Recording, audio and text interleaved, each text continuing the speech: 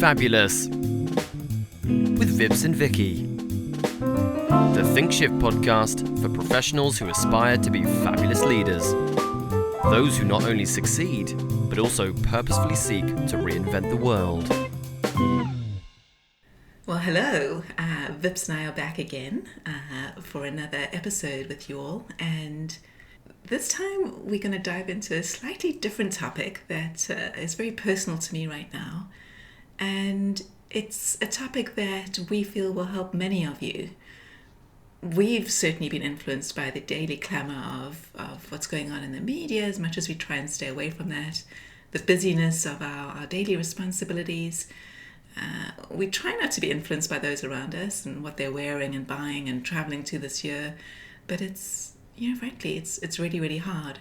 So we thought a great topic, based on a recent experience I've had, is to focus on keeping perspective. How much do we really need? We might want a lot, but what do we actually need? It all sounds so simple, but in reality, when we're in our environments, it can be really, really hard to do. So Vips, as we dive into this, we're going to dive into what does perspective mean and why it's important.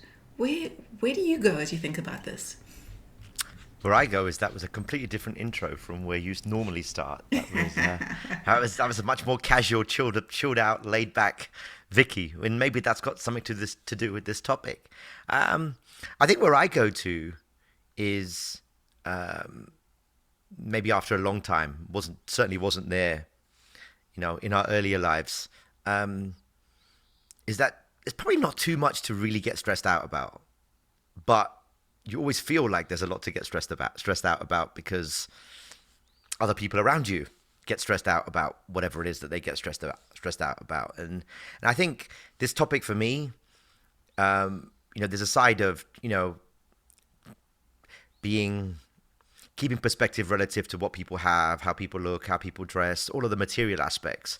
But it's also just, you kind of alluded to it. It's just the mayhem of people trying to activate anger, people trying to activate frustration, through the way we communicate, the glories of social media and the ability to amplify things. And I think it's become harder and harder and harder to maintain any sense of perspective because, in the name of belonging, we find people who think similar things to us. And then we just convince ourselves that everyone's talking about whatever. And then we find a way to monetize that, which we call clicks and likes and whatever, which makes us feel really good. And then we think everyone cares about the thing we care about. It turns out it's 6 people and a bunch of bots, And I think that perspective, although, I'm being a bit facetious, but I think that perspective is lost. And so when I think of all the things that we coach people on, whether they be, junior people starting out in their careers, I've just come back from New York. So if I can make it there, I can make it anywhere. The sharp edge, the hard edge of I've got 10 years to make, if you pardon the expression, screw you money. That kind of thing, that's very normal. That's a very normative belief in that part of the world. Not so much. It's a different type of intensity in LA where you live. And it's certainly a different type of intensity where I live down here in Atlanta. And I would imagine if you're in, Chicago, it's different. If you're in Des Moines, Iowa, it's different. If you're in London, it's different. If you're in Paris, it's different. And so when I think of perspective, I always try to go to the place of, why are people not getting freaked out about the stuff I'm getting freaked out about? And does that say more about me or does that say more about everyone else? And it normally says more about me. So I think that's probably the way I think of perspective. And I do actually have a funny anecdote, which is, for those of you who are kind of into science or even popular science, I was watching it was a YouTube video that came across my feed on, from Neil deGrasse Tyson, who, if you don't know, he's a astrophysicist. He's got a podcast, Star Talk. And if you don't know him, you'll know him as soon as you hear his voice. But he's a proper physicist, and he's got a great book called Cosmic Perspective that I read over over the last month. And it's just brilliant. It's like, if you're in space and you kind of look back, if you're aliens, right, like looking at Earth from a gazillion miles away, and you see it, and then you kind of zoom in, and you see this kind of ant-like creatures that we call human beings kind of running around, fighting with each other, arguing with each other, national boundaries, forests being burnt and whatever, eradicated and what have you. And you see the petty stuff that we get so stressed about from afar. You'd have to conclude that there's no intelligent life on this planet. And I think that's quite sobering. Yeah. Okay. Well, so that's perspective at a whole different level, Yeah. But physicists are like that, especially astrophysicists. You get into how much does anything matter? Yeah. Because in the grand scheme of things, we're so tiny. But of course, those things are very real to us based on who we are, where we are, how we grew up, what we think is right, what we think is wrong. And ironically, how passionate we are about anything tends to correlate to the things we're going to get stressed out about a lot, and probably lose perspective on. And that's kind of where I go. Which is probably a little bit deeper than you were expecting to go. With you, Vips, always. Yeah. So, yeah, but where I'd like to go is, like, normally I'm going to turn the tables on you this time. Reality is, recently you've just come back from the kind of trip that most of us dream about. And I'm kind of curious if you're going to share with everyone a little bit about what you did and how, if at all, it shaped your perspective based on the fact that, you're normally, in the LA world, near the beach, chilling out, but not really. Yeah.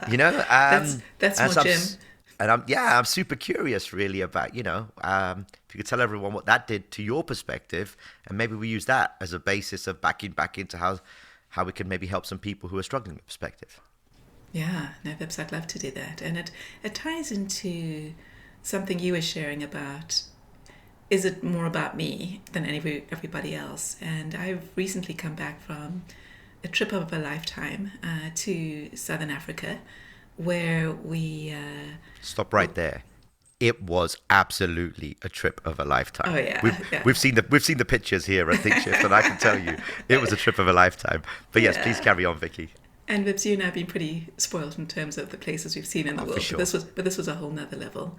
And it was a guided self-drive tag-along adventure where there were 6 vehicles in a convoy with a guide going through Namibia, Botswana, Zimbabwe, with some time in South Africa with my family. And Vips, going back to Africa, it's back to my roots personally. It's also the cradle of life for humanity.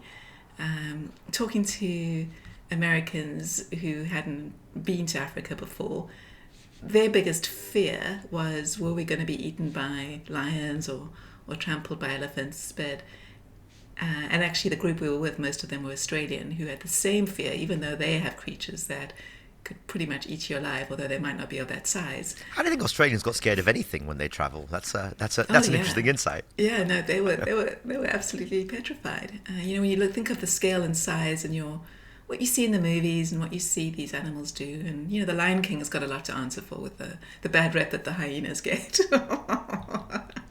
But back to perspective, having grown up in South Africa and having access to game parks for your school trips and that kind of thing, that animals are not that interested in you. They're all in game parks. They don't just wander around the streets of Cape Town or Johannesburg as much as people might think they do. Although my dad has a really fun joke that he loves to tell people. He could hear the lions roar, but that's because he lives near the Johannesburg Zoo, or he used to. But yeah, so they grow up with vehicles, people going on safari, and so they're habituated, and so they see these game vehicles as a huge rock. So as long as you're not standing up on the rock and look like prey on a rock, they're pretty much going to leave you alone. And yes, you have to be careful where you camp and how you set up camp and all of that. But you don't hear that many stories of tourists being mauled apart by animals. It's usually the stupid ones. Like in Johannesburg, there's a lion park, and there are all sorts of stories of tourists who think they're cute kitty cats and, want to go out and pet them, but, that's just Darwinism at its best, I would guess, Vips. So, yeah. So, as part of this, really everything that was part of my life went out of the window because it was hot, it was dusty, there wasn't Wi-Fi or even signal for weeks at a time. Let's start with toilets. let's forget Wi-Fi. Oh, you want to go straight there. Yeah, for some of the trips, certainly in Namibia when we were wild camping, literally the toilet was a makeshift toilet that the guide would dig a hole the other side of a bush and put up some sort of structure with us on the recovery plates from his Land Cruiser. But we had the most remarkable view, and you knew that the toilet was unoccupied if the shovel was there waiting for you, and you would grab that and use that as your flusher. But yes, all sorts of human dignity went out the window, and for days at a time there were no showers, so you had the baby wipes and it was pits and bits, and that was about it. And so, but it was hugely, and even eating, it was hard, it was dusty, there wasn't really places to cook that easily, even though we had these camping vehicles, Land Cruisers with a little camper on top. So food became really simple, cheese and crackers, a little bit of pasta and sauce, very, very basic food. You didn't really worry about that. At least you weren't literally hunting and eating whatever you wanted. Having grown up in Africa, you have a healthy respect for animals and all beings and want the best for all of them. So that's a topic that we had a very fascinating discussion with our guide about that, because there's a good side of hunting where you've got to keep the numbers down and all the rest of it. But for me, growing up with animals, it's, for my own normative belief, it's quite a hard one to wrap my head around.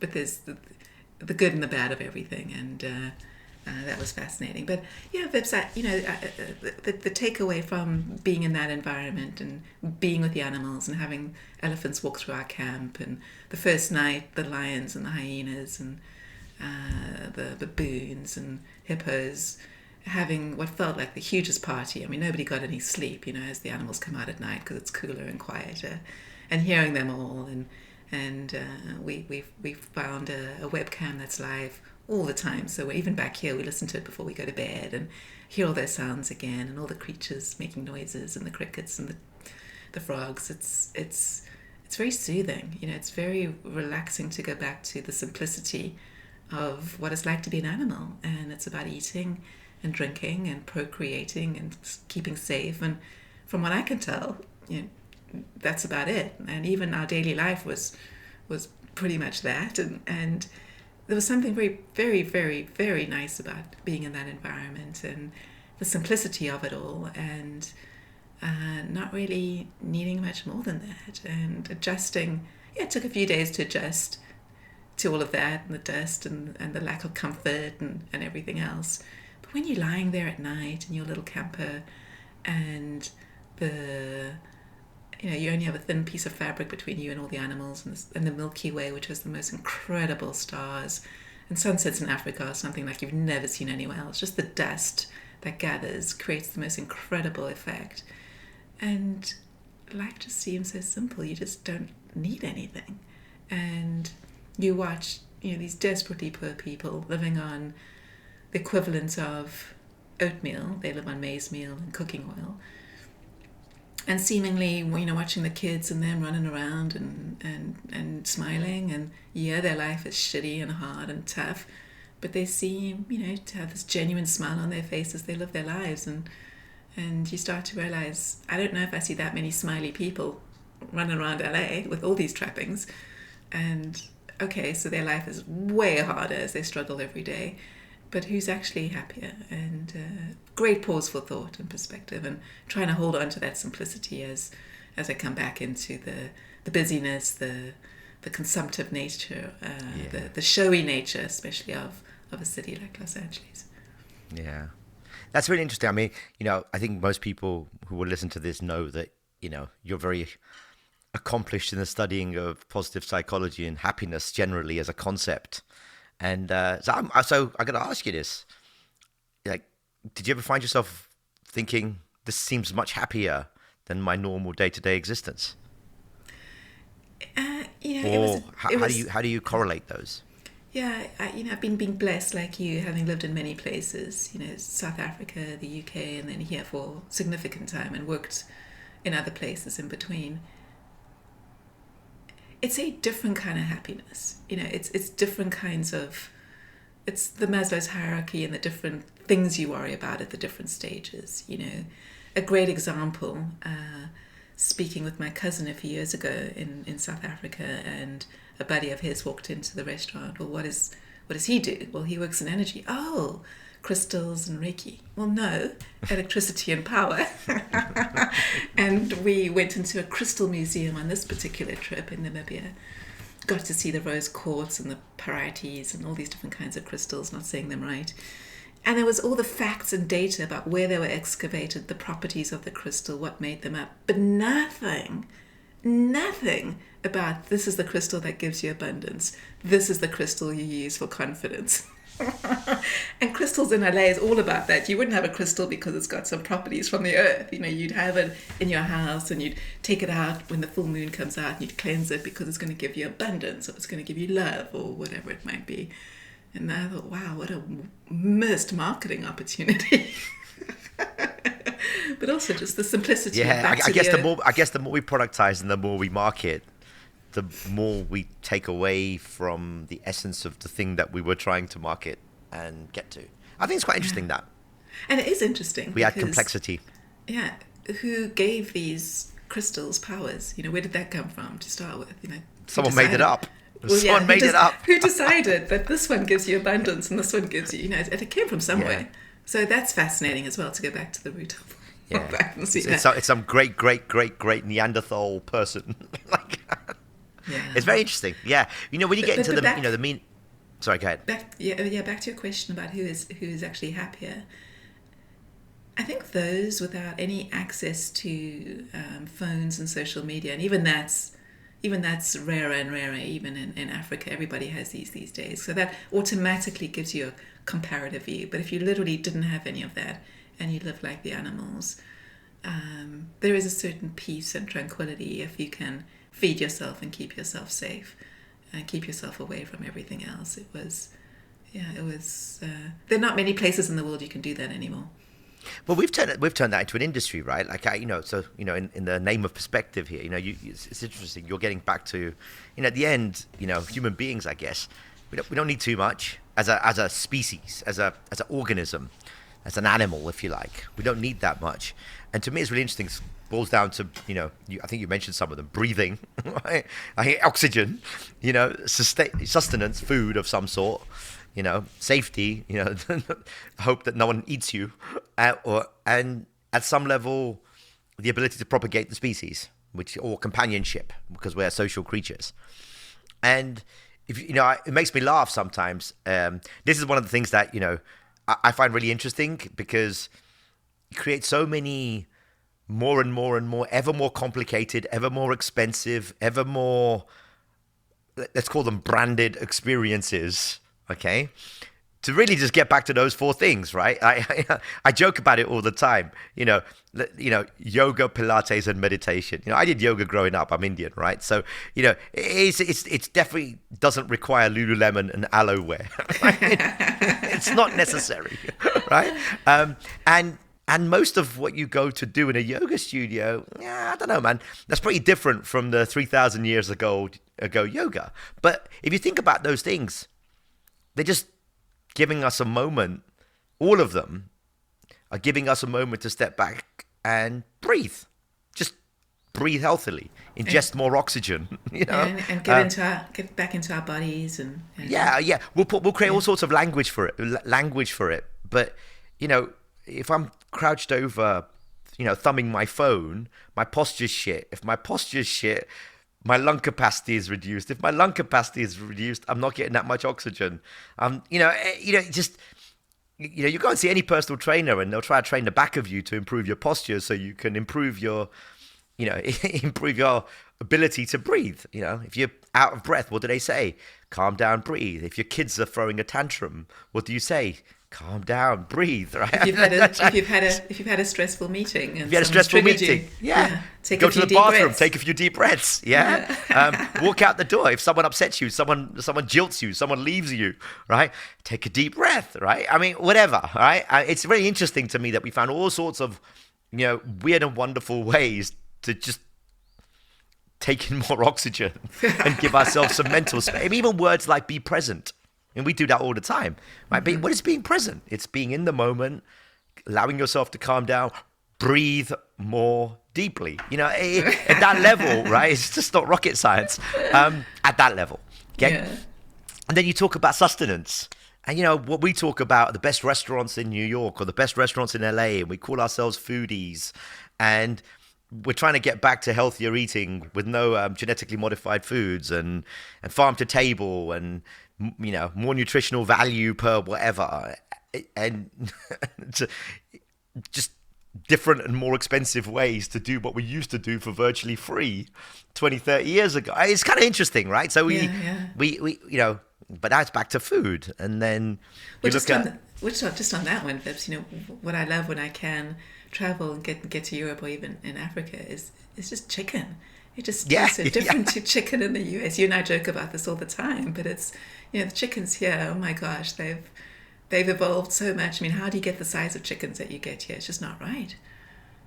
That's a whole can of worms in terms of what. That's a different podcast. In terms of what humans do to those things so that they can be bigger. I mean, we're not a particularly ethical species or at least depending on how you define ethics.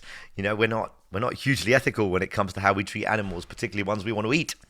So there's that. But it's interesting, right? To me, you're very interesting in this because I know you're a foodie. You love going to nice restaurants.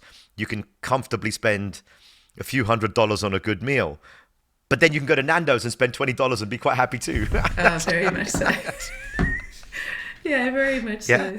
And that it's interesting, right? But then you're back to, but yet we'll measure ourselves on, what nice restaurants we go to, what the ambience is like, and so forth. We turn it into something else. Yeah. Then we talk about things like safety.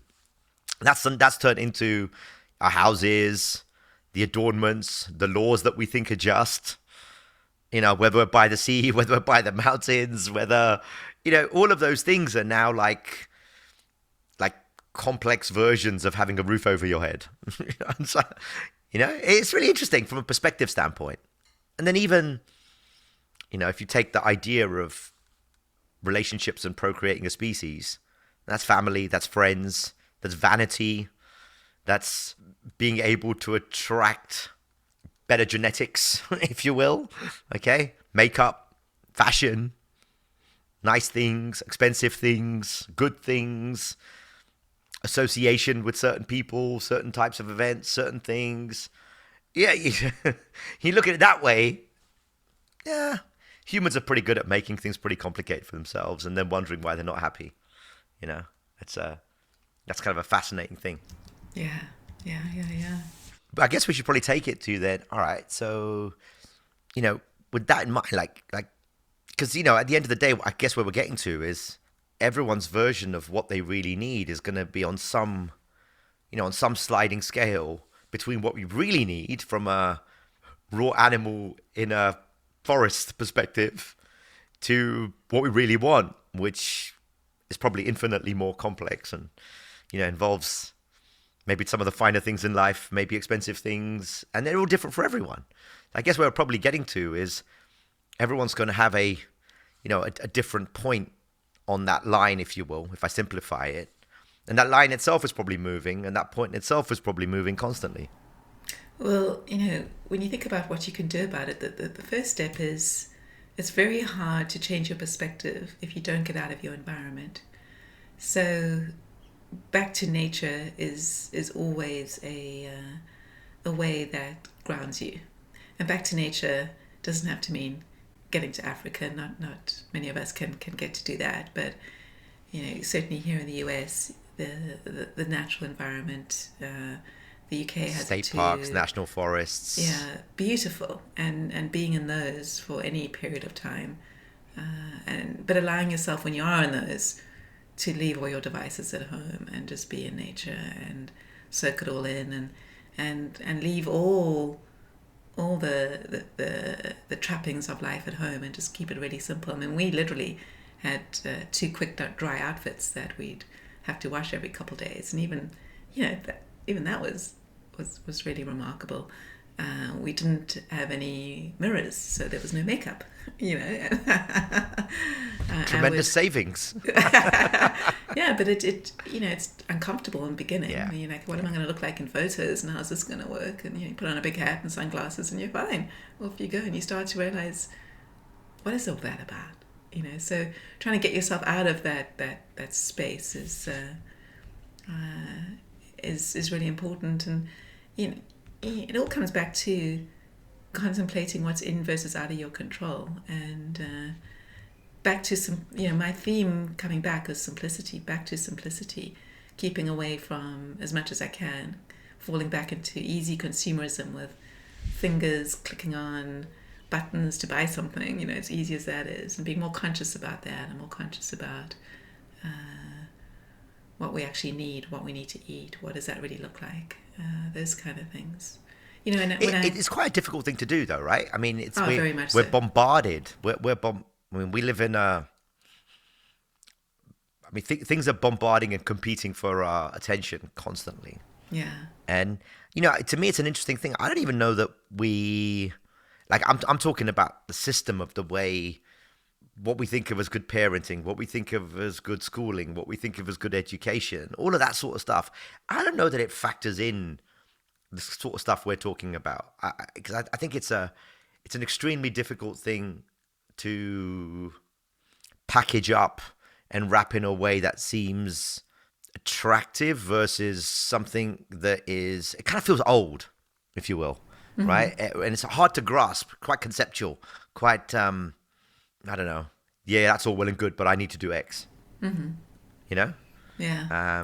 That's very interesting. It's why COVID was so hard for so many people, because they were forced to go inwards and not get access to all the distractions and things that they thought made them happy. And, sitting with yourself and by yourself without any of that can be uncomfortable. Yeah. But you know what, Vips? When we die, there's only three things that tend to mean anything at that stage. It's the experiences we've had, it's the relationships that we have around us, and any kind of legacy we've left behind. And it's not what we're, it's not. It's certainly not how many Rolex watches you have. No, not how much stuff do you have, or how good it looks, or how good you look, or kind of stuff. Yeah, but and the way, for those of you who there's very practical application for some of the stuff we're talking about here, because if you think about how often you might do things that you think make you happy and it turns out they don't, or you chase things because it seems like that's what you're supposed to do, and you don't even realize that you're kind of being almost dragged along with the crowd without just realizing it, And I guess, we have industries that are designed to do that to you. Maybe this is a good time, Vicky, you kind of sort of mentioned it earlier, just to say, the way I look at it is it's work to really try to understand what are your truths, if you like, the core beliefs that you're going to hold on to, and try not to make them too big, like not too many, because if you make them too many, you kind of tear yourself apart between like the inherent contradictions between what some of those mean, Mm-hmm. Silly ones like I want to, like, maybe, sorry, not silly, but more tactical ones, I should say. Things like, I want a kind and supportive environment, but I also want a high-performance team. Well, there are going to be times when you have to then do things that might not feel so kind, because you're trying to convey something that might feel quite harsh. Mm-hmm. Okay? So if I'm optimizing for kindness, I'm probably not optimizing for the information or the feedback that someone needs to be better. Yeah? And it works the other way around too. And so even those sorts of things, if you have too many, what I'll describe as almost like core beliefs around that stuff, then you're going to get yourself into another mind trap, which is it's hard to feel like you're operating from a place of high integrity. Yeah. Actually, Vips, that might be a great podcast all on its own. I know, we got loads of them. We could do any of these and go like 10 podcasts. But I think those things are really, really important, just to sort of, almost from a neuroscience perspective, to recognize that a lot of these things that we hold, we make our truths. I am shy. I'm never going to be good at X. I did Strength Finder, so it told me I can't do this. This sort of stuff. This is kind of the dark side to me of personality profiling. Which it can often provide insights, but it can also leave you thinking that the world has to change around me, constantly, and stops you from taking ownership of the things you can actually improve about yourself. And I think that domain can only really come if you have, I just call it high quality mentorship around you. Whether that mentorship's coming in a professional capacity, whether it's your priest, whether it's your rabbi, whether it's your imam, I don't really care. It's got to be coming from somewhere. Your parents, it's got to be coming from somewhere, because I don't think that's a journey a human being can really undertake on their own. But it's a journey they have to do themselves. Like they have to own it themselves, but you can't do it completely on your own. And those are normally the things that create a lot of anxiety, stress, driving the enormous increase in therapy needs in the US that we see. And it's quite scary, really, no, scary is not the right word. Unpleasant, regression even, as a society, in terms of going backwards, particularly for young professionals who feel stuck, lost. Yeah, and then it leads to all the ramifications we see as people numb. They numb. They numb because they don't want to feel. Whether it's through alcohol or food or shopping, streaming, or back to all debt. Of that again. All of these things that drive debt. Yeah, back to all those things that stop you feeling, which then gets you back into that. And locking you, for us, we see it all the time. People who lock themselves into careers or jobs or a track because they just can't control their spending because they're numb. And therefore they don't know what they want. So they think if they just buy this or do that, or they get the next promotion, then everything's going to be all right. And it never is, And if anything, it drives more imposter syndrome, which, we've seen an uptick in the 10 years we've been here in the context of our work. Yeah. Not to mention just academic research in that space. And that's just not particularly fabulous. It's not a fabulous way to live. And ultimately, it stops you being good stewards, managers, leaders, executives, whatever you want to throw at it. It's very hard to look up to someone who doesn't have their head screwed on. Yeah. I know it's in the right way. I don't mean that in a... Well, they're operating I don't mean that to I'm not trying to turn that into a sort of a mental illness type of... I don't mean it that way. I just mean if someone's kind of all over the place because they're conflicted constantly, that doesn't make for poise, that doesn't make for inner calm, that doesn't make for someone I want to be like, and that can be very hard for people to see you as the kind of person that you aspire to be seen as, because your personal power becomes so weak, and that's sad. Yeah. But on a more positive note, the other type of beliefs are normative beliefs that you alluded to earlier. They can be changed much more easily by just recognizing that most of the stuff that's thrown at us, I live in Georgia, right? We're ground zero, Atlanta, Fulton County. It's hell right now, propaganda-wise, right? I mean, you got, it's a swing state, swing district, all of that kind of stuff, right? And if you tune into that stuff, I'm driven but pretty calm when it comes to that kind of stuff. You will get toxified. There's no way you can't get toxified. You get angry. You suddenly start hating people around you who are your neighbors that are just normal people trying to do a good thing. Just because you think they're a Trump supporter or you think they're a Biden supporter or whatever. And it's like, we don't realize though that that's a norm. That's the normative beliefs being imposed on us by a machine trying to control the way we think and the way we operate, because there's so much power and so much money at stake. Completely.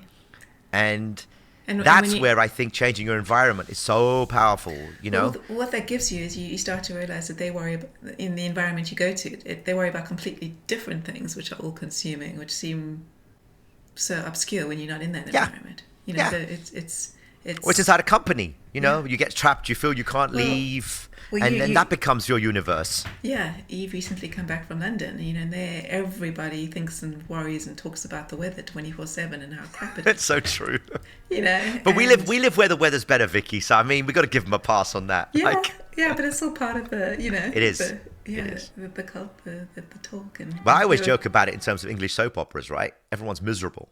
Yeah, whereas the ones here are all Pollyanna. You know, I don't know, man. Pluses and minuses of both. Yeah, but when it comes back to the media cycle, you know, because I was out of it for so long, even though I'm really good at not, I usually get a daily email with the headlines. But now I've taken it to a place of I'm carving out an hour on a Saturday to catch up on all the daily headlines that I missed during the week, and an hour to go through anything else that might be going on social media. And you know what I find, Vips? Not much happens in a week. And I also know that the things that I need to know will be made evident to me pretty clearly if something big happens. So, and that helps me control all of that, because it's not, you know, when you look at it once a day or daily or hourly or whatever it is, it's like little cuts. You know, they're cutting you like little pricks, but eventually you have a big gash in your arm because it's continual. Is when you can separate out for a week and then look at it and go, nothing much has really happened in the big scheme of things, and you can see you have perspective. Back to that comment. Yeah. I think that I think controlling one's media intake should be a core competency of human beings. Yeah. And I think I actually think we need to go back, and when I say we, society, we have to go back and redefine news. Like news used to be something that had some level of credence, backing, authority, facts, all of those things. Now, one's going to say, well, that was just editorial content in a certain way. I get it. Everyone should have a voice and everyone should have their opinions and so forth. But the problem is then you create so much noise that you find it so hard to discern. Everyone finds it so hard to discern any signal from the noise. Yeah. Well, and the noise is deafening. Well, I read a really interesting article about, it was in the 80s when all that changed, whereas before that there was actually a law where you had to provide both sides of any kind of story you're putting forward. Yep. And then that was taken away from the 80s, and you've seen the exponential craziness. Was that ever the case here in the States? I know it was in the UK. Yeah, no, it was. I can't remember if it was Reagan or there was somebody who took away that law. There was a particular law that said you had to provide both sides of a case, and I'm sure any listeners will correct us on what that was all about. But, you know, it seems when you think about that and how you and I know in the corporate world, you know, when you're making a point and if you are willing to make arguments on either side of the point you're trying to make, same in personal relationships, you're much likely to take the person on the journey than if you provide only one perspective when... Well, to me also, I mean, you could see that even in terms of the in my opinion, the BBC used to be way more neutral 20, 25 years ago. Way more balanced in the way you're expressing. Yeah. You know, but then like taxpayers don't want to pay for the BBC, so you end up turning it into a commercial product. Then you have to have an audience. So then you have to go to what people essentially want.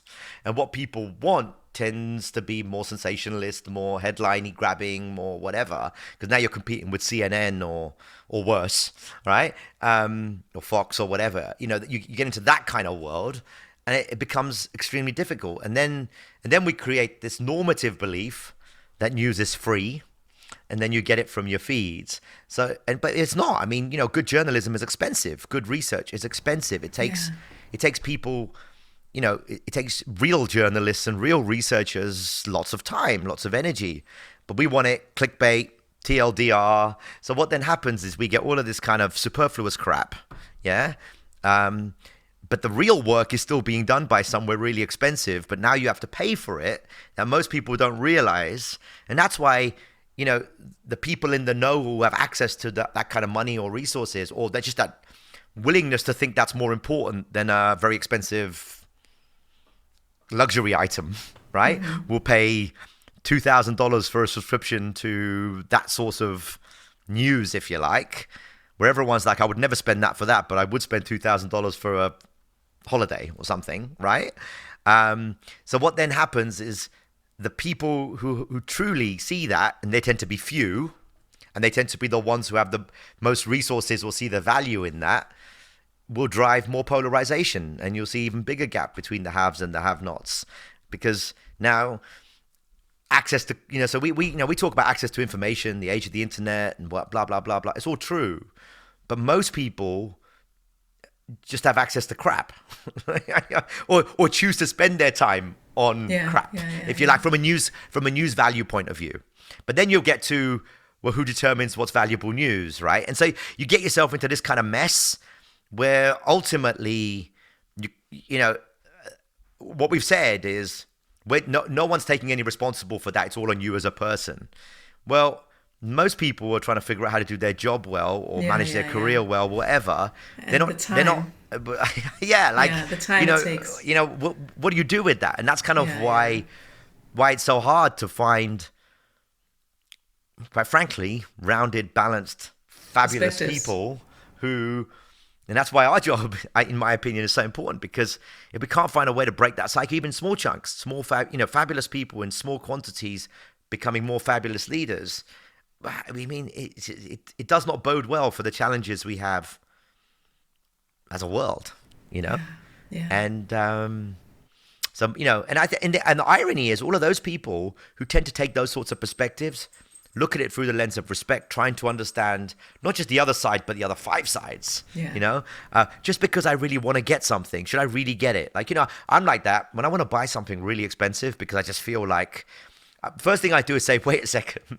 If I'm feeling that need to impulsively buy something, I'm compensating for something that I'm miserable about somewhere. Like I don't know what it is, but I got to figure that out. And as soon as I figure that out, normally I don't really. And if I still want it afterwards, I see it as that was a treat, right? And then sometimes it's a really expensive treat, and sometimes it's a really cheap treat.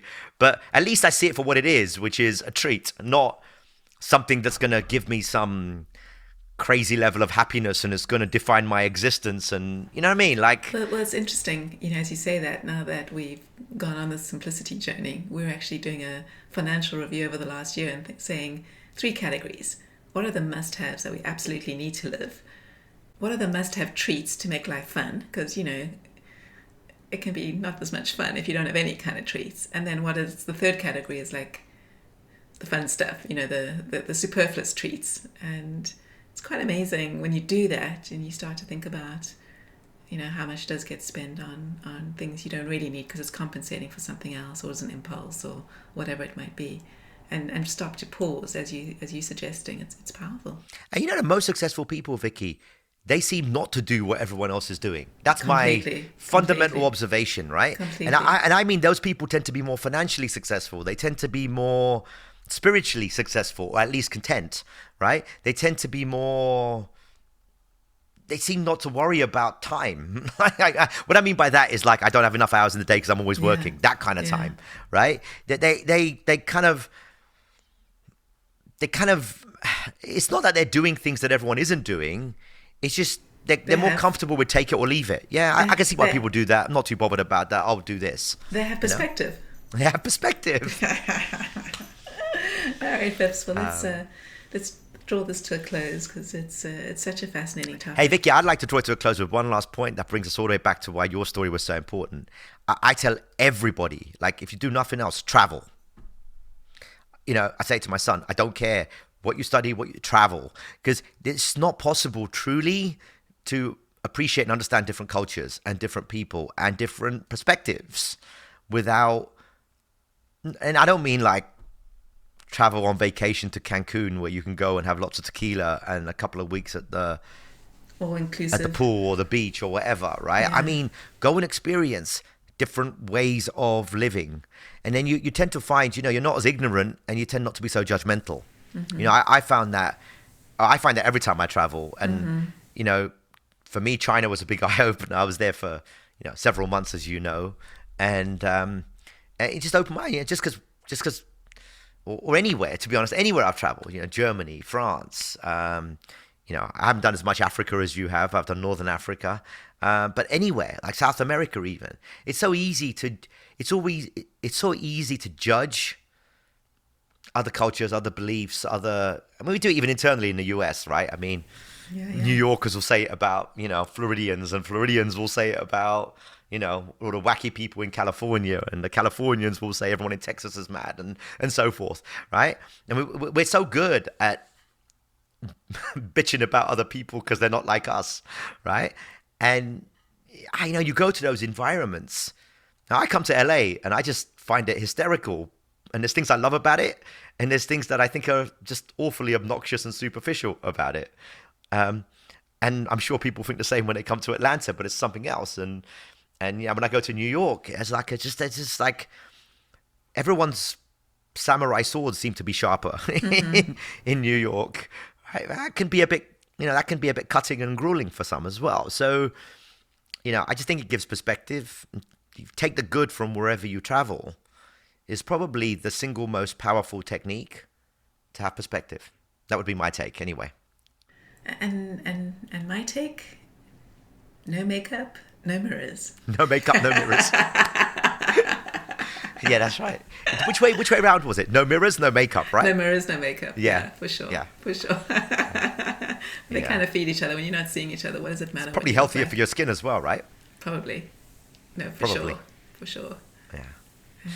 And with that, what takeaway would you like to leave everyone with the closeout, Vicky? Or was that your takeaway? No mirrors, no makeup. I think we close it there, Vips. I think we've said all we need to say on this one. Some bright spark's going to say that's why we have Zoom filters and Instagram filters, so that we don't have to put makeup on anymore. For sure. And now we have AI just to do a little lift. Yeah, AI is going to make everyone look beautiful. Now, what's going to happen now? No one's going to meet young people, and not just young, anyone who's vain is not going to want to meet anyone up close and personal, because then they'll realize they don't look good as their AI generated embellished versions, and then that's going to create a whole new wave of anxiety. Yep. Oh dear. All right, And everyone. with that, yeah, so good to be with you again, and we'll see you next time. Stay well and be fabulous.